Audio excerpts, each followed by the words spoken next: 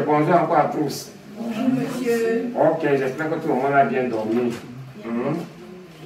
Bon, ce matin, on va faire le cours de coaching sur le travail. Et j'ai décidé de faire le cours de coaching sur le travail parce qu'on est très mal travaillé. Vos notes sont catastrophiques. C'est la catastrophe naturelle. Je pourrais même dire un séisme ou un volcanisme. Surtout chez les infographes. Je ne sais pas ce qu'ils font. Ou bien c'est les femmes qui cherchent, ou bien certains sont seulement en train de prier. Moi, je ne sais pas. Je ne sais pas ce qui se passe. Bon, pourquoi parler du travail? Je voudrais d'abord vous demander, pour vous, qu'est-ce que le travail? Qui peut me dire ce que c'est que le travail? N'importe, le travail c'est quoi? Qu'est-ce que le travail pour toi? Je veux un infographe qui va répondre, après une secrétaire et après un webmaster. Qu'est-ce que le travail?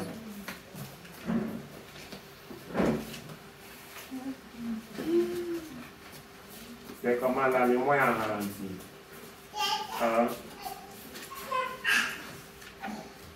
Benga, le travail c'est quoi? On peut dire que le travail c'est une activité professionnelle qui consiste à appliquer les savoirs et les savoir-faire. Activité professionnelle qui consiste à appliquer les savoirs et savoir-faire. Donc quand tu dis professionnel, ça veut dire que si à la maison, tu laves le sol, ce n'est pas le travail. Non, monsieur, est-ce qu'on peut au niveau là, monsieur? Bon, tu as défini un centre professionnel. Oui, je prends ta définition d'abord. Oui, dis John, la grande dis John, qu'est-ce que le travail? C'est que tu es une grande femme d'affaires. Le travail, c'est quoi? Monsieur, le travail, c'est toute activité qu'on peut mener. N'oubliez pas d'enregistrer pour les absents, s'il vous plaît. Oui, toute activité qu'on peut mener. On peut exercer, monsieur, peu importe le milieu, que ce soit professionnel, que ce soit dans la famille, dans la société. D'accord, toute activité qu'on peut exercer. Une dernière personne qui peut essayer. Oui, Nama. Bon, monsieur, je pouvais compléter sa définition et donc on attend une rémunération à la fin. Très bien, on attend une rémunération à la fin, c'est ce que je voulais. Ça veut dire que de manière très simple, on peut dire que le travail, c'est quoi? C'est toute activité qu'on mène pour attendre une rémunération à la fin. Vous comprenez un peu, non? Travailler à la maison, c'est un travail. La rémunération, c'est quoi? C'est au moins avoir le goûter. Si tu ne travailles pas à la maison, est-ce que tu vas manger? La matière va d'abord s'asseoir avec toi pour bavarder comment l'enfant est têtu, l'enfant est délicat. Tu n'as même pas vu, c'est normal le grossesse. C'est le premier problème. Ça veut dire que le travail, que ce soit à la maison ou de manière individuelle, c'est très important. Et on ne peut pas réussir dans la vie sans travail. Et comme je dis, je voudrais vraiment qu'on s'appuie un peu au niveau de la Bible pour voir ce que la Bible dit sur le travail. Pourquoi je dis s'appuyer sur la Bible? Rappelez-vous, Dieu a créé le monde en combien de jours? 7, 6 et 7. Qui a dit 7 jours? Monsieur, vous voulez dire que 6, le 7e s'est opposé. Dieu a créé le monde en 6 jours. Et le 7e jour, il s'est reposé. Regardez ce qu'on va essayer de faire un peu. Je veux quelqu'un dans le tableau pour prendre la craie, on va essayer de calculer. Ou même on n'a pas besoin de la craie, forcément. Ça veut dire que sur les 7 jours, Dieu a travaillé 6. S'il fallait faire en termes de pourcentage, ça peut représenter combien? Prenez vos calculatrices, faites 6 sur 7 et multipliez par 100. 6 sur 7. 6 sur 7 font combien? Multiplié par 100. 25,71. Regardez le grand Dieu, le bon Dieu. Il fait 87% de son temps d'abord au travail avant le 7e qui est venu se reposer. Vos mauvaises notes sont dues à ce que quoi? Vous ne savez pas le nombre de temps qu'il faut fournir pour pouvoir travailler. Certains d'entre vous ont eu tellement de temps, ont cru qu'ils ont tellement de temps libre. C'est-à-dire, on le voit au concert, on le voit le concert de sa bonne, je vais le concert. Lundi, peut-être qu'il est à l'église, il a ses 2 heures de temps là-bas. Mardi, il est, je ne sais pas quelle réunion, 2 heures encore là-bas. Mercredi, une autre réunion. Bref, quand tu essaies de regarder son quota de temps par rapport au quota de temps dans des études, tu vois qu'il n'y a pas match. Et moi, je vais un peu prendre une personne ici, il essaie de me dire un peu son emploi du temps. Vous allez essayer de remarquer certaines choses. Félix, dis-moi, tu dors à quelle heure? Tu te réveilles à quelle heure? Ta journée commence comment? Dis-moi un peu.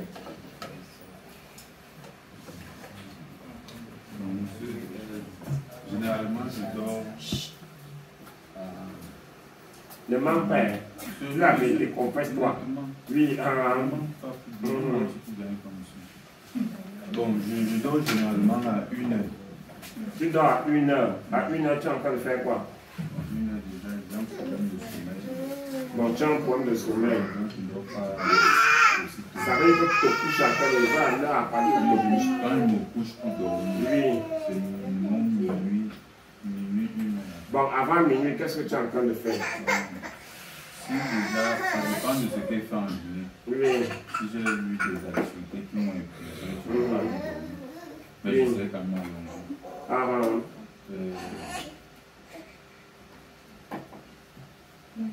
Minuit, 1 heure, bon, je dors généralement jusqu'à 5 h, 5 h. 1 heure jusqu'à 5h30. Donc, j'estime, ça veut dire que si on essaie de calculer, ça veut dire que de minuit à 5h30, il est en train de dormir. Ça veut dire que le reste de la journée, il reste 19 heures de travail. 19 heures, tu viens à l'école, n'est-ce pas? Ok, si on regarde le temps de venir à l'école, entre 5h30 et peut-être 8h que tu arrives à l'école, ça fait encore 2 heures de moins. Tu me comprends? Ça fait à combien de temps? 5h30 plus 2h, ça fait à 8 heures consommées. Tu es à l'école entre 8h et 14h. Ça veut dire qu'on a 6 heures de temps de travail. On s'est compris? Quand tu rentres à l'école, peut-être autour de 17h là, est-ce que tu étudies encore? Tu fais les travaux à la maison, n'est-ce pas? Des tâches. Ça veut dire que si tu commences à faire des tâches, j'espère que chez vous n'êtes pas le genre qu'on prépare tard dans la nuit. Parce qu'il y a des maisons du genre, c'est à 18h qu'on commence à mettre le riz au feu.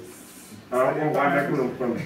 On est encore tel, on envoie tel. Il n'y a pas de préparer. Il n'y a pas de C'est ça, si tout le monde sort le matin, vous êtes obligé de rentrer pour le soir. Voilà, ok, supposons que tout le monde est sorti le matin, ça veut dire que c'est à 18h, peut-être comme bon, commence à mettre la mamie. Elle met la mamie comme ça jusqu'à 21h. Quand à 21h, tu as bien mangé là, le ventre dose sur le sommeil. Tu blagues, tu es en train de voir un film là, le sommeil te prend là. On se rend compte que 5h30 tu es debout. Si tu essaies donc de regarder le quota de temps par rapport aux études et le quota de temps par rapport à d'autres choses, si c'est que le quota de temps des études n'est pas supérieur au quota de temps par rapport aux autres activités, tu ne peux pas produire le même rendement. Vous comprenez un peu? Regardez un peu comment le grand Dieu a fait. Le premier jour, on dit qu'il crée la lumière. Le deuxième jour, il crée le ciel et les eaux. Le troisième jour, il crée la mer. Le quatrième jour, il crée carrément les étoiles. Le cinquième jour, il crée les animaux. Le sixième jour, il crée l'homme. 6 jours de travail pour avoir la création que nous avons vécue.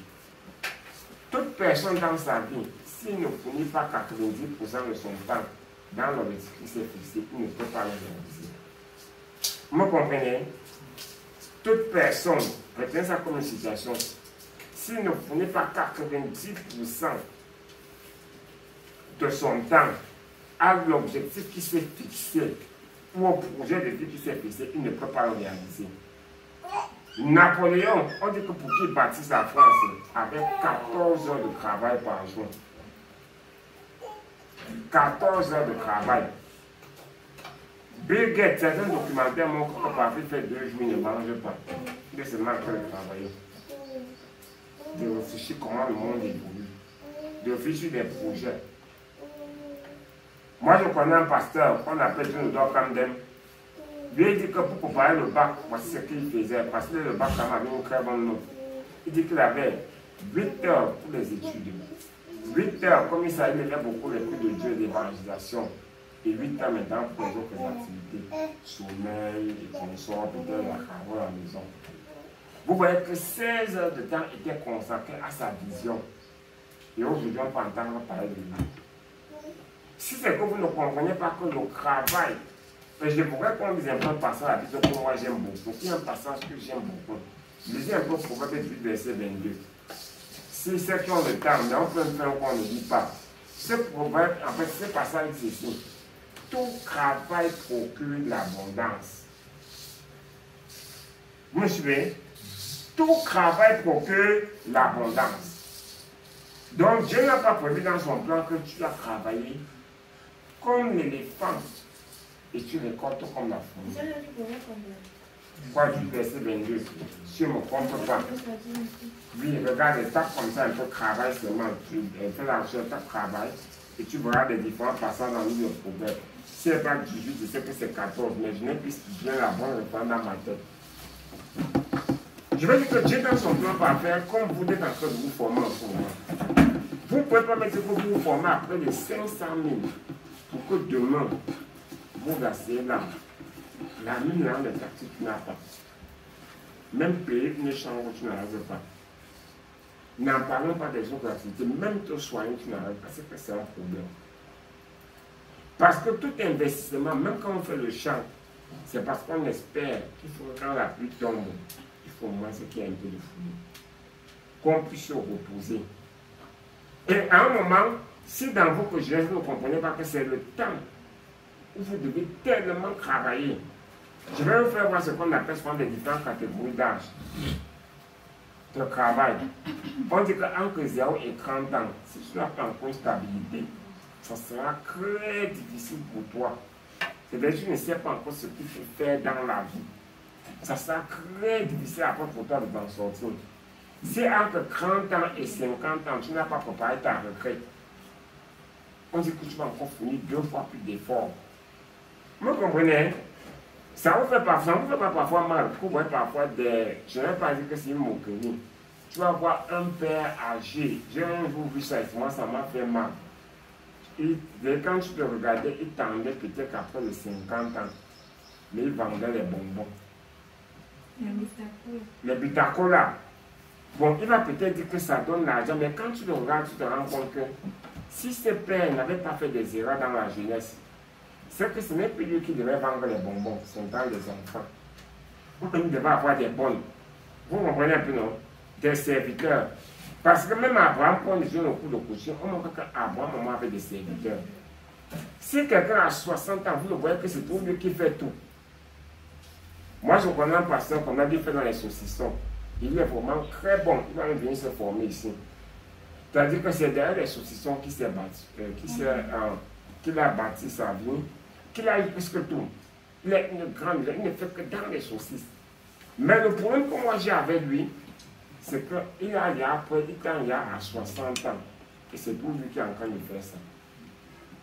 C'est-à-dire que s'il prend la marchandise, tu te vois que les enfants sont où? Il dit que non, on ne sait pas faire le travail. Il n'y a pas de serviteur. Dieu prévoit dans son plan que si vous travaillez, à un moment vous devez vous reposer.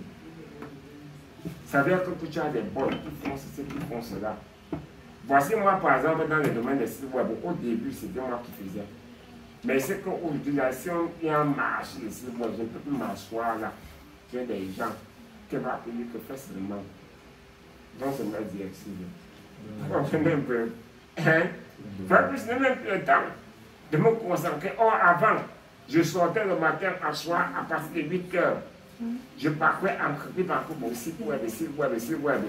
Parce que quand je passais sur une plaque, ils n'ont pas de site web. Je me réveille.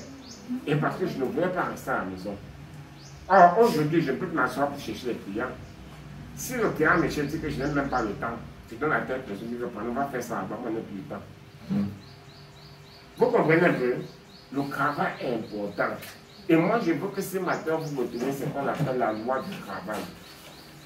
La loi du travail, selon Dieu, fournit 90% de son temps à son projet de vie. Est-ce que vous m'avez compris? On va écrire rapidement. C'est bon.